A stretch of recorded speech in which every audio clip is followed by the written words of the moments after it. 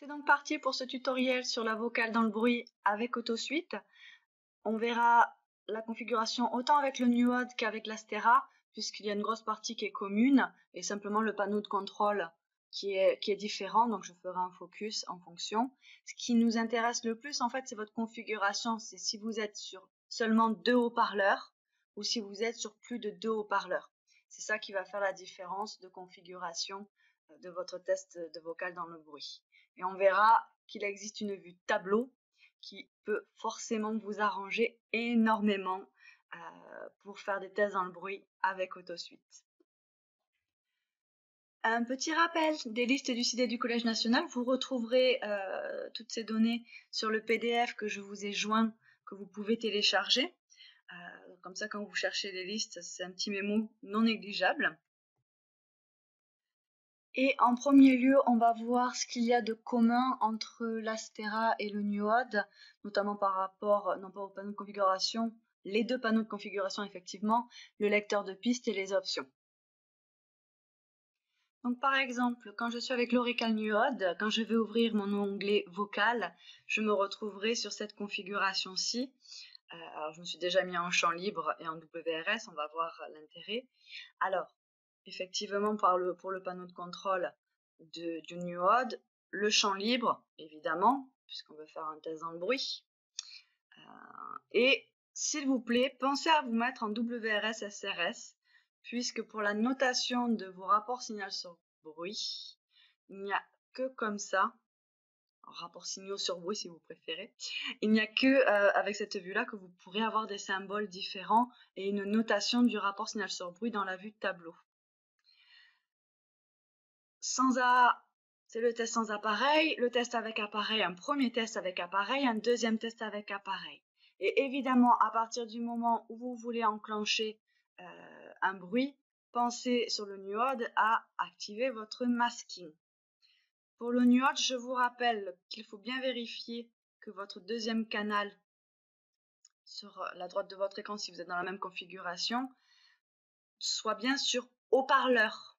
Il se peut que par défaut, ça soit le casque pour que vous puissiez faire une vocale dans le calme, mais avec un masking de l'oreille contralatérale au casque. Donc, pour ce test-là, mettez-vous en haut-parleur. Je vous rappelle, vous irez donc dans Options, vous êtes bien dans l'onglet Vocal et justement, pardon, c'est pas dans l'onglet Vocal, dans l'onglet Généralité, pardon, Mesure, Canal Masking Stimulus 2, je déroule encore, transducteur masking CL, transducteur masking champ libre, pensez à vous mettre en haut-parleur. Sinon vous avez le choix entre insert et casque, oreillette c'est insert, hein. Et donc de bien choisir ce haut-parleur. Donc évidemment vous pouvez vous préparer une petite configuration pour un test dans le bruit de base, un point de départ, une configuration de départ, que vous pouvez venir enregistrer ensuite dans Options, la petite disquette sauvegarder le test préenregistré, OK, et comme moi j'en ai créé ici, créez votre test dans le bruit, et si vous avez déjà prédéfini un rapport signal sur bruit, vous pouvez indiquer le rapport signal sur bruit, et enregistrer. J'enregistre pas, j'en ai pas besoin, voilà, OK. Je vais passer vite fait sur la configuration de l'Astera, puisque c'est la même chose. Après, je resterai sur l'Astera parce qu'on va s'intéresser au lecteur. Et le lecteur et le scoring sur le côté, ainsi que les options ici, sont exactement les mêmes sur le Nuode ou sur l'Astera. Voilà, donc là, je suis sur l'interface de l'Astera. Donc ici, c'est un petit peu différent. Quand le deuxième canal est activé, il sera coché ici par défaut, d'accord ? Et vous avez le choix des listes, le choix du stimulus sur ce A, sur ce B ici séparé, le choix du masking. Donc vous n'avez pas besoin, vous, d'aller, les utilisateurs d'Astera, d'aller dans Outils Options pour bien spécifier le haut-parleur, puisque c'est tout simplement ici que vous allez choisir si votre canal 2 est sur le haut-parleur ou pas. Donc évidemment, si vous êtes à plus de 5 haut-parleurs, vous ouvrez la case multiple avec vos différents haut-parleurs. On va voir la config point par point ensuite. Donc je reviens sur le choix de la source sonore. Alors Par exemple, pour l'Oreca New Odd, c'est cette petite partie-là que vous aviez sur le côté dans votre panneau de commande. Quand vous ouvrez le menu déroulant, vous avez plusieurs possibilités. Donc, quand on est en vocal dans le bruit et qu'on veut utiliser le bruit de cocktail party, par exemple la deuxième piste du CD du Collège National, à ce moment-là, pensez à vous mettre sur la source A plus B. D'accord ? Si vous voulez utiliser le bruit de masking, tout simplement, le bruit bande étroite ou le bruit de parole bruitée.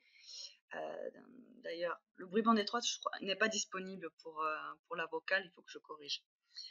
Vous pouvez rester sur source A. Bon, si vous êtes sur source A plus B et que vous allez choisir dans votre menu déroulant du lecteur les listes avec le M devant, par défaut, ça sera le cocktail party qui va être lu. Si vous êtes sur les listes, je vais vous montrer directement sur AutoSuite. Si vous êtes sur des listes qui n'indiquent pas le M devant, par défaut de toute façon, même si vous êtes sélectionné sur source A plus B, vous aurez le masking, par exemple le parole bruitée. D'accord ? Donc ça, vous le retrouvez également sur le PDF, je vous invite à le relire. Pensez souvent à utiliser le bruit de cocktail party, donc pour utiliser le bruit de cocktail party, c'est source A plus B. Mais attention, utilisation du M. Pour l'Astera, vous avez le panneau de configuration, lui, qui est scindé pour le canal 1 et le canal 2, puisque c'est un bicanal avec deux voies vraiment séparées. À ce moment-là, c'est toujours pareil, vous choisissez où, pardon, je reviens en arrière, où vous voulez mettre votre voie, donc source A. Si vous voulez la source B, comme je vous le conseille pour avoir le cocktail party, vous viendrez cliquer ici. Et, par contre, par défaut, vous serez sur le masking parole bruitée. D'accord, c'est la même chose. Et évidemment, sur cette partie-là, vous penserez à vous mettre en haut-parleur et en multiple. Ce qui nous amène à rechercher la liste vocale que l'on veut. Donc, je vous le montre en direct. Alors, les utilisateurs du NuOdd, faites abstraction du panneau de commande de l'Astera, puisque là, ça c'est la même chose pour tout le monde. Donc, pour chercher ma liste, tout simplement, je vais dans le lecteur et je descends tout en bas pour aller sur parcourir. Et en principe, j'arrive par défaut à ce niveau-là. Alors, des fois, on peut arriver un peu plus haut. Donc, je déroule ici jusqu'à que je sois sur WordList AutoSuite et je choisis le CD que je souhaite.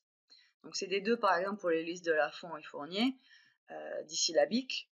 Par contre, si vous voulez, comme moi, utiliser les listes de Dodley, vous irez sur le CD4. Alors pourquoi j'utilise les listes de Dodley? Parce que parmi tous les tests, leur sensibilité et leur reproductibilité, il fait partie des plus reproductibles. N'oubliez pas que chaque liste vocale, quand il y a un bruit associé, a été étalonné. Le bruit, en tout cas, c'est l'inverse. Le bruit a été étalonné en fonction des listes vocales utilisées.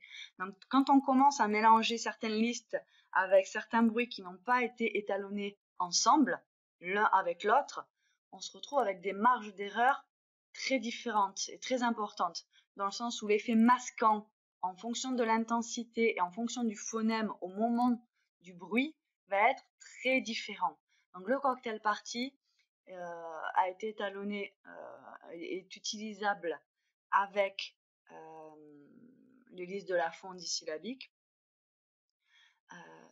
Par contre, l'onde vocale globale, le cocktail party, les deux, c'est le même nom, c'est la même chose, est utilisable avec les listes de Dodley. Par contre, si vous allez commencer à utiliser un autre type de son ou avec une autre liste, avec les phrases de Combescure, par exemple, le cocktail party avec les phrases de Combescure ou ce genre de choses, méfiance, vous risquez de créer une source d'erreur par rapport à certains phonèmes qui risquent d'être masqués en fonction du timing avec le cocktail party. Il suffit que ça soit à un moment donné et ça tombe sur un phonème et à ce moment-là, les deux se masquent. Donc il y a vraiment un étalonnage, je ne rentrerai pas dans les détails, c'est des formules mathématiques et c'est des filtres, tout simplement, c'est du filtrage, mais c'est très important. Donc faites attention à ça quand vous faites votre tambouille de test dans le bruit, vous risquez de perdre énormément en reproductibilité. Ok, bon, ça c'était la petite parenthèse. Revenons à mes listes de mots, je le redis, je l'ai dit dans le précédent webinaire pour l'avocat dans le calme, et j'ai dit que je le répéterai à ce webinaire-là. Les listes, elles sont valables pour toutes les listes qui ont un bruit associé. Donc les listes de Dodley en l'occurrence. Et par exemple, vous voyez, si je monte ici, j'ai les logatomes de Dodley à vitesse normale. Mais si je mets cette liste-là, quand je vais lancer, parce que j'ai bien sélectionné ma source B ici, je vais lancer ma liste, il ne va rien se passer. D'accord, j'aurai pas de bruit, j'aurai rien. Si je viens me mettre ici, j'aurai forcément le bruit de masking sur le haut-parleur. Mais c'est pas ce que je veux, moi, je veux mon cocktail party. Donc si je veux mon cocktail party, il faut que je trouve les listes qui commencent par un M. Donc ici, elle commence par un M pour masking, logatom de Dodley en vitesse normale. Confondez pas avec les listes de Lafont, il y a un M à la fin, c'est pour masculin. Il y en a d'autres avec un F pour féminin et d'autres avec un E pour enfant. Donc c'est le M devant dont je vous parle. M devant, j'ai ma deuxième piste qui peut être enclenchée avec mon cocktail party. En tout cas, la deuxième piste associée à cette liste. Si vous utilisez les tests dichotiques, c'est pas un test dans le bruit, on est bien d'accord. À ce moment-là, le M signifie que sur l'oreille contralatérale, ça sera la deuxième liste qui sera lue. Ok? Donc ça, retenez-le bien, il faut le M devant, sinon ça ne fonctionne pas. Ensuite, score et lecture. C'est ce petit onglet ici que vous trouvez autant dans l'Astera que dans le NUOD. Je vous invite à cliquer dessus. Très important, score de mots selon si vous avez choisi des listes disyllabiques par exemple. Mais si vous êtes sur du Dodley ou sur du Dupré, attention, les listes de Dupré ne sont pas très reproductibles. Donc la sensibilité du test n'est pas exceptionnelle. Et surtout, attention aux listes de Dupré via AutoSuite, et c'est le cas avec malheureusement quasiment tous les lecteurs. Les listes de Dupré se lisent normalement horizontalement. Donc si vous lancez une lecture, vous allez vous rendre compte que finalement chaque liste est effectivement présente, mais lue verticalement, puisque chaque phonème représente une catégorie fréquentielle. Donc le Dupré en lecture automatique, c'est pas conseillé. Alors, donc Dodley par contre, c'est tout bon, vous pouvez l'utiliser sans problème. Score de phonèmes, puisque je suis sur 3 phonèmes. Si vous utilisez les listes cochléaires dans le calme, puisque c'est pas dans le bruit, à ce moment-là, n'oubliez pas aussi de vous mettre en score de phonèmes. Là, la configuration, calculer le corpus correct, c'est plutôt pas mal, c'est assez facile.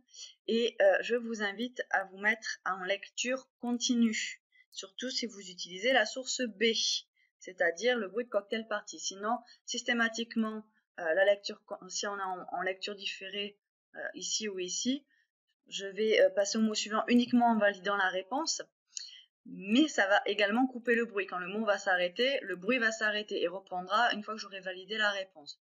Donc ça fait un test qui n'est pas viable du tout puisqu'il faut que le bruit soit continu. Donc pour vos tests dans le bruit, pensez à sélectionner lecture continue. Je vous ai remis également sur le PDF le rappel des différents modes, en vous expliquant la lecture différée, la lecture continue et la lecture différée sans la pause. Comme ça, vous aurez le souvenir. Ok. Juste ici, quand vous êtes en score de phonème, moi par défaut, je mets ignorer. Si vous ne mettez pas ignorer sur l'autoscore, en fait, si vous répondez pas, puisqu'on est en lecture différée, les mots vont continuer. Par défaut, il mettra que le mot a été complètement répété. Donc ça veut dire qu'il mettra 3, puisque 3 égale 3 phonèmes justes. Et incorrect, il mettra 0, comme quoi tout le mot était faux. N'oubliez pas 0 phonème répété correctement, 1 phonème de juste, 2 phonèmes de juste, 3 phonèmes de juste. Donc 0 c'est tout pas bon, 3 c'est tout juste. Ensuite, ce qui est important, vous retrouvez ceci ici là. Vous le retrouvez également sur le NUOD, c'est la même chose, sauf qu'il est placé dans l'écran du haut. Donc, ce mode-là, WRS-SRS, je vous conseille de l'utiliser pour vos tests dans le bruit. Ce qui est important, c'est de voir ce petit onglet ici. Si vous mettez en off, il n'y aura pas de rapport signal sur bruit, d'accord? Donc, je ne vois pas bien l'intérêt. Ce que je vous conseille, c'est, si vous êtes seulement avec 2 haut-parleurs, vous pouvez vous mettre en automatique. Et à ce moment-là, c'est tout simple. Si j'ai ma voix, alors je vais me remettre en bas de 5. Si j'ai ma voix, mettons à 65 dB, et mon bruit à 60, il m'a calculé que j'ai un rapport signal sur bruit de plus 5. Si je commence à mettre 70 de bruit, je me retrouve avec un rapport signal sur bruit de moins 5. C'est facile, votre rapport signal sur bruit il est calculé. Par contre, si je veux diffuser le bruit sur plus d'un seul haut-parleur, par exemple ici 4 haut-parleurs, il va me falloir penser à la sommation des haut-parleurs. Alors c'est une formule logarithmique. Je vais vous réafficher dans un instant la slide avec la formule et quelques petits rappels. Mais dans l'idée, si j'ai 4 haut-parleurs activés pour le bruit, ce qui est le cas ici dans mon canal 2, si je veux un rapport signal sur bruit de 0, donc que mon niveau de bruit soit à 65 décibels, il me faudrait ici placer mon niveau sonore, pardon, il faut que je fasse par pas de 1,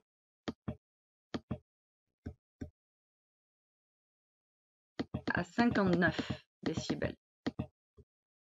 Donc pour un niveau de bruit, un rapport signal sur bruit de 0, pour avoir à la tête de mon patient 65 décibels de bruit avec 4 haut-parleurs enclenchés, pour le bruit, j'active mon niveau sonore du canal 2 à 59 décibels. Si je veux me simplifier la vie, je n'en active que 2. Et dans ce cas-là, par exemple, voilà l'arrière droit et l'arrière gauche. À ce moment-là, mon niveau sonore, il sera ici de 62 décibels pour qu'à la tête de mon patient, j'ai vraiment 65 décibels. Donc je vous remets la slide avec les calculs pour que vous puissiez vous rappeler de quelques niveaux sonores assez facilement. Donc voilà la slide. Donc la formule logarithmique, je vous laisse la lire. En fait, après, il y a une formule simplifiée qui fait que pour savoir le niveau total que je vais avoir aux oreilles de mon patient quand j'ajoute plusieurs haut-parleurs délivrant du bruit, je vais partir du niveau sonore du canal, donc d'un haut-parleur, et je vais ajouter 10 log du nombre de haut-parleurs total. Donc si j'ai 4 haut-parleurs et que mon niveau sonore de départ est 70, 70 plus 10 log de 4. Et ça nous donne un total. Donc vous voyez que du coup, concrètement, si j'ai 4 haut-parleurs et que je veux un niveau sonore de 65 décibels aux oreilles de mon patient, eh bien mon canal de bruit devra délivrer pour 4 haut-parleurs 59 dB. Pour 2 haut-parleurs, il devra délivrer 62 décibels. Vous avez le calcul également pour un niveau de bruit aux oreilles de mon patient de 60 décibels. Si j'ai 4 haut-parleurs, il me faudra 54 décibels dans mon canal 2. Si j'en ai 2 haut-parleurs, il me faudra 57 décibels, etc., etc., etc. Je vous laisse photographier ou retenir la slide. Voilà. Vous voyez que finalement, à chaque fois, entre mon 4 haut-parleurs et mon 2 haut-parleurs, j'ai 3 décibels d'écart. Donc maintenant que vous avez en tête à nouveau ces formules logarithmiques et le petit truc et astuce, voilà, vous pouvez enregistrer manuellement si vous voulez mettre plusieurs haut-parleurs vos tests prédéfinis en fonction des niveaux sonores de RSB que vous voulez. 0, moins 3, moins 6, ou 0, moins 5, moins 10, plus 5, plus 10, avec les bons ratios dans le canal 2 par rapport au canal 1, selon le niveau de voix que vous avez émis, pour avoir un test parfaitement équilibré en termes de voix et de bruit. Voilà. Voilà. Alors du coup, l'avocat dans le bruit pour une configuration de 5 HP. Je vais rentrer dans les détails. La différence entre la vue tableau et la vue graphique. Et surtout, pourquoi je vous conseille fortement de faire vos tests avec la vue tableau. Alors, ce point-là, c'est le même pour le Nuode et l'Astera. Donc, je ne change pas de configuration. Je reste sur 5 haut-parleurs, d'accord? Et je veux me mettre en mode tableau. Je vous montre juste que là, par exemple, je suis sur un rapport signal sur bruit. Sans appareil. Alors je fais mon premier test à 65 décibels de voix et il a obtenu, bon je ne vous fais pas les listes, hein, il a obtenu ce score ici, d'accord? Il faut que j'arrête de mettre plusieurs points en même temps. Voilà, supprimer le point et supprimer le point. Voilà, on considère qu'il a eu un super score, il était à 91%. Mais maintenant, je vais faire le même test, mais à 6, à un rapport signal sur bruit de plus 6. Vous voyez, si je suis à 65 dB, quand je vais rentrer mon plus 6, ça va supprimer mon point précédent et ça va le changer pour mon nouveau rapport signal sur bruit. Donc, je n'ai pas mémorisé mon ancien test où mon rapport signal sur bruit était de 3 décibels. D'accord? Donc, c'est embêtant parce qu'éventuellement, je peux garder ce test-là et le comparer après avec appareil, puisque vous verrez après comment j'ai modifié mes courbes et symboles pour y voir plus clair. Et à 65 dB, rentrer, vous voyez, avec un autre symbole. Donc, je peux comparer sans appareil et avec appareil dans la même configuration de rapport signal sur bruit. C'est tout ce que je peux faire quand je suis en rapport signal sur bruit de cette façon-là. C'est la seule visualisation que je peux avoir. Donc, effectivement, là, à ce moment-là, on pleure notre graphique rapport signal sur bruit parce qu'on ne peut pas avoir de données suffisantes et on ne peut pas les retrouver. Mais sachez que dans les autres pays, dans la majorité des autres pays, le graphique vocal n'existe pas ou n'est pas utilisé. Et AutoSuite a été créé sur ce principe-là, sur le mode tableau. Et quand on commence à faire les tests avec le mode tableau, quand on vient rafraîchir le graphique, on s'apercevra qu'on peut avoir plus de points que ça. Mais uniquement si quand on fait son test, on vient se mettre en mode tableau d'abord. Donc j'efface mes points ici. N'oubliez pas, quand vous avez plusieurs points l'un sur l'autre, vous avez le choix ici de celui que vous voulez effacer. Supprimez le point. Je vais dans mes options. Je suis bien ici dans l'onglet vocal et je vais afficher mon mode tableau. OK. Volontairement, comme il n'y a pas de test, je suis partie sur un graphique vierge. En principe, quand vous allez passer sur le mode tableau, vous avez peut-être déjà forcément fait une vocale dans le calme au casque, vous retrouverez la liste de vos tests précédents ici. Volontairement, pour y voir plus clair et pas se mélanger, je me suis mis uniquement, j'ai pas mis d'autres tests. Donc vous voyez que vous avez ici le test. Quel type d'oreille vous avez testé? La droite, la gauche ou en binaural? Le type de test WRS, ça veut dire que je suis en rapport signal sur bruit. Je suis en test dans le bruit. Sauvegarder, on se doute bien. Ici, sauvegarder, ici, ça sera, vous allez voir apparaître le niveau de la voix et le niveau du bruit. Le pourcentage de bonnes réponses. Le rapport signal sur bruit. Et si je suis en champ libre? Et si je suis avec ou sans appareil? Donc là, je vais mettre sans appareil par exemple. Et ici, la liste que je vais utiliser. Donc moi, je me suis créé des petits tests prédéfinis parce que je suis une feignante. Et par exemple, mon premier test, je vais me mettre un rapport signal sur bruit avec Dodley à plus 6 ici. D'accord? Donc j'ai préparé ma configuration. Donc 50 plus 9, 59. Ça, c'est mes 3 haut-parleurs supplémentaires. 59 et 6. Oui, c'est ça, 59 et 6. 65. Donc je suis bien dans un rapport signal sur bruit de 6 décibels. Parce que je suis avec 5 haut-parleurs et que je délivre le bruit sur 4 haut-parleurs. Ok, ça je suis bon, ma config elle est bonne, ma voix c'est 65. Je lance le test.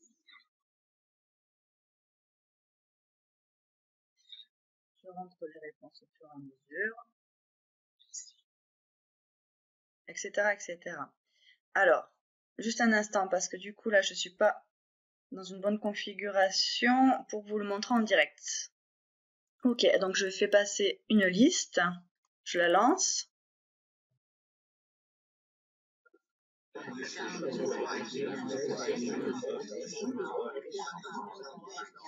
Voilà, alors on n'entend pas bien les mots parce que c'est sur les petits haut-parleurs à côté de moi. Je vais rentrer les réponses au fur et à mesure. Je vais en finir un pour vous montrer l'affichage.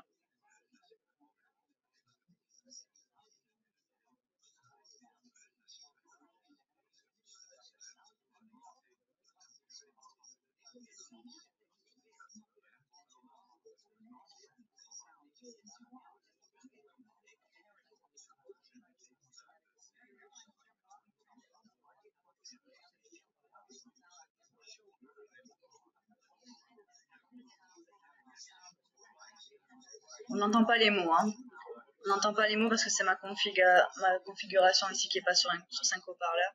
Je triche un peu. Mais d'habitude, forcément, il y a les mots qui sortent en même temps en rat et loup.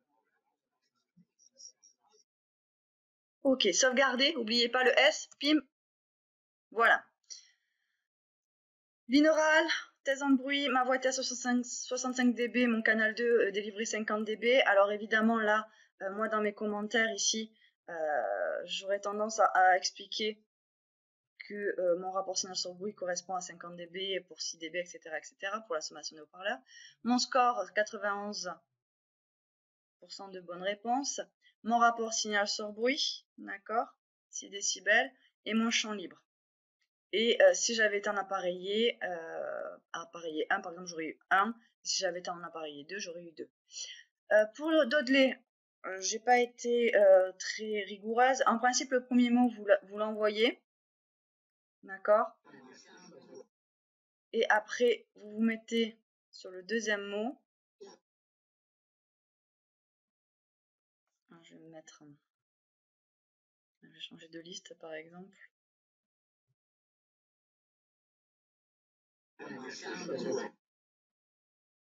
Et vous passez au suivant. Alors là, ça veut dire... Non, c'est pas ça que je voulais faire, pardon. Score... Oui, alors mettez sur ignorer, voilà, pour Dodley. Pas correct. Vous lisez le mot. Et vous mettez pas de réponse. Bon, là, je vais encore changer de liste parce que forcément, j'ai fait une erreur. Donc, normalement, vous faites passer le premier mot parce que le premier mot est un mot d'essai. C'est pour ça que c'est A1, A2.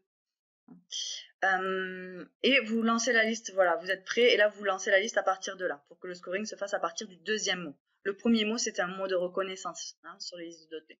D'accord, donc bon, là, c'était pour vous montrer. Voilà, donc, une fois que j'ai fini, je vais vous montrer un exemple une fois que j'ai fini tous mes tests. Alors, je vais revenir sur un test précédent. Je coupe l'écran 2 secondes. Hop, voilà. Je vous ai remis dans mon historique un enchaînement de tests, d'accord? Donc, vous avez les différents scores à chaque test ici, sur cette ligne ici, hein, d'accord? Cette ligne-là est pas intéressante.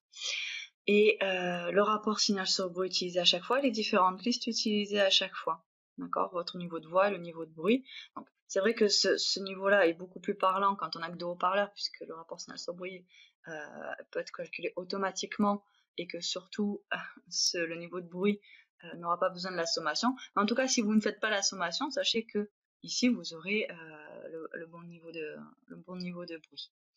Ok, et donc là c'était des tests en binauraux. Donc j'ai fait 4 tests sans appareil et un test avec appareil. Et je les ai réalisés directement. Donc je fais mon test, S à la fin pour sauvegarder. L'idéal est de peut-être faire comme moi, de vous créer des tests avec des tests de base avec les 4 ou 5 rapports signal sur bruit que vous voulez utiliser, d'accord? Moi j'avais utilisé cela par exemple, 0 pour 5 HP plus 3, en tableau pardon, hein, plus 3, tab, hein, j'ai rajouté tab pour dire que c'est en tableau, moins 3 plus 6. Vous pouvez les numéroter de sorte à ce qu'ils soient dans le bon ordre. Et si j'ai vraiment réalisé mon test à travers le mode tableau, quand je vais passer en mode graphique, ici,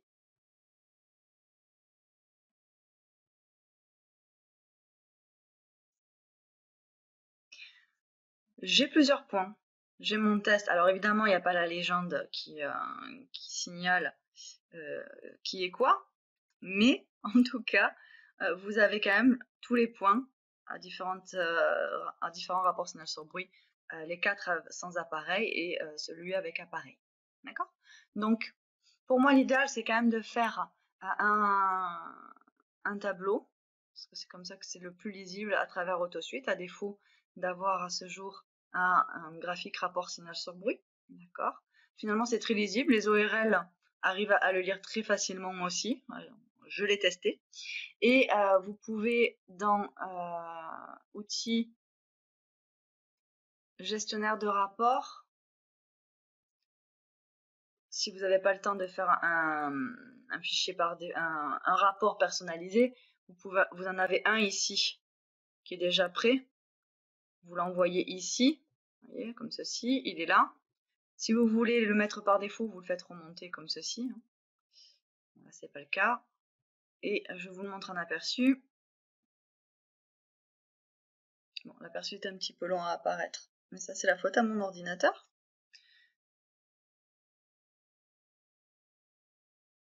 Voilà. Donc là ici vous pourriez expliquer les détails. Alors les commentaires ça peut rester, donc si vous expliquez que la sommation des haut-parleurs fait que 50 dB correspond à 50 à plus 9 un rapport signal sur bruit de 6 par exemple. Voilà, et vous avez votre tableau avec votre score. D'accord.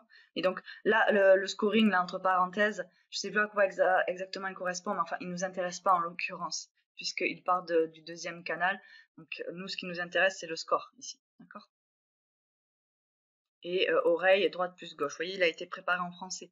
Droite plus gauche, voix 65, le niveau de bois, le niveau de bruit, pardon, et les listes utilisées. Voilà, bon, ça c'est fait pour les nouveaux mots. Voilà, donc ça en tout cas, je pense honnêtement, en tout cas dans AutoSuite, la vocale dans le bruit, c'est comme ça qu'il faut l'utiliser. Je vais juste voir quelques trucs et astuces pour d'autres configurations.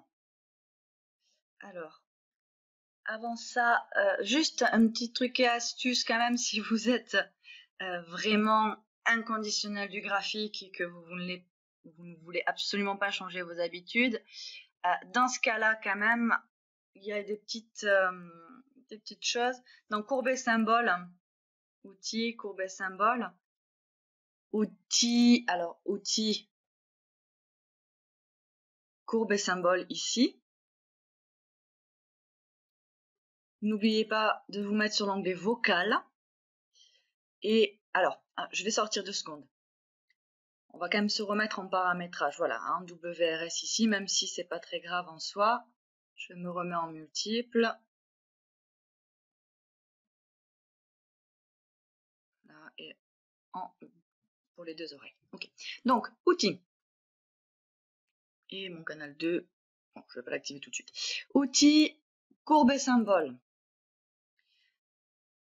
Vous voyez, ça s'ouvre sur tonal, hein, donc pensez à cliquer sur vocal. Ici, ça serait si ici je suis en off. D'accord. Si mon calcul de rapport signal sur bruit est en off, ça correspond à cette ligne-là. Ça ne sera pas le cas, vous voulez votre rapport signal sur bruit, donc vous êtes en WRS/SRS. Rapport signal sur bruit enregistré. Vous êtes en champ libre et vous allez paramétrer selon que vous soyez en sans appareil, en AA1 ou AA2. Appareil 1 ou appareil 2. À partir du moment où vous activez le canal 2, vous activez le canal de masking par défaut. Donc la ligne qui compte, c'est celle-ci. Donc vous allez venir mettre double-clic ici pour choisir votre symbole. Quand je suis sur ce symbole, je choisis ici le type de ligne que je veux et pareil, double-clic ici, je choisis ma couleur ici, OK, pour la valider. Et en binaural ici, d'accord? Vous faites pareil pour appareiller 1, c'est toujours la ligne masquée qui compte. Ici par exemple, je vais la mettre en rouge. OK. Et appareiller 2, pareil, je vais me remettre en rouge. On verra après pourquoi j'étais en noir. OK. Voilà. Donc pensez à faire ces changements de courbe et symbole dans la ligne masquée, sinon vous n'aurez rien. Donc sans appareil, effectivement, je vais avoir, vous voyez, si mon canal 2 n'est pas activé, je vais avoir l'autre symbole. N'oubliez pas, donc si j'allume mon canal 2, j'ai ce symbole là, en AA1, ce symbole là, en AA2, ce symbole là. Et si je passais sur la droite, évidemment, bah, ça serait différent. D'accord? Donc ça, c'est quand même important. Je vais passer sur l'Orica Nuode parce que il y a un petit truc et astuce aussi pour définir vos courbes et symboles quand vous êtes en configuration 5 haut-parleurs avec switcher. Alors je fige l'écran 2 secondes, le temps de changer. Okay. Donc là on est sur la configuration du Nuode. Alors bien en WRS. Du coup comme alors on est sur du 5 haut-parleurs, je reste en manuel. D'accord. Il faudra adapter le niveau de bruit sur l'autre canal, évidemment. Alors, ce qui m'importe, c'est que si je suis sur une configuration 5 haut-parleurs avec mon switcher, je vais délivrer la voix sur mon haut-parleur gauche qui sera en face de mon patient et le bruit sur mon haut-parleur droit qui sera derrière mon patient.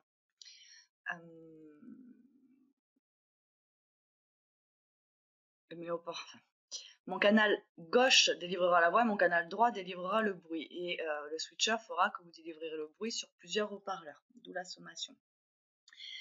Du coup, ce qui est important, c'est là, vous faites un test par exemple en binaural, d'accord? Vous testez les deux oreilles en même temps. Mais comme vous avez cliqué ce canal gauche, bah, par défaut, vous allez avoir un symbole gauche. Donc, dans Outils et Courbet symbole, rien de très compliqué en soi dans ce cas-là. Toujours dans WRS, SRS, SB enregistré, toujours en champ libre.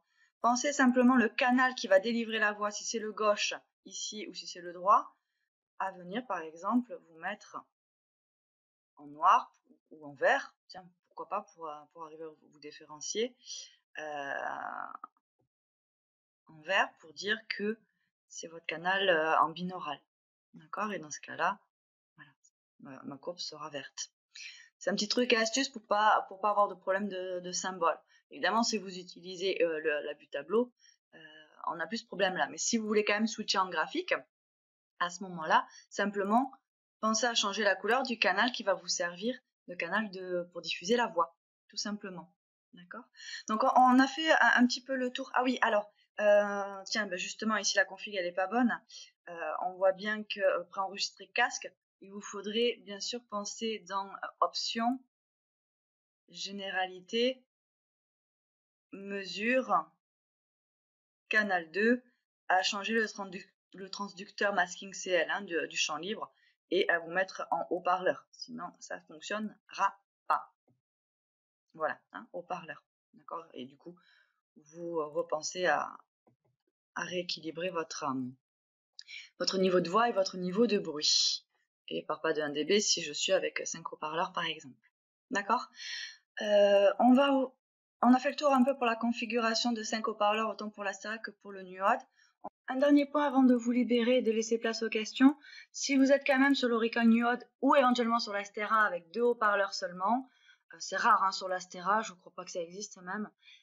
Mais en tout cas, sur le Nuode, c'est moins rare que vous ayez que 2 haut-parleurs, ou notamment avec la 450, qui est le nouvel audiomètre standard d'Autometrix, Madsen A450, vous pouvez avoir par défaut une configuration sur 2 haut-parleurs.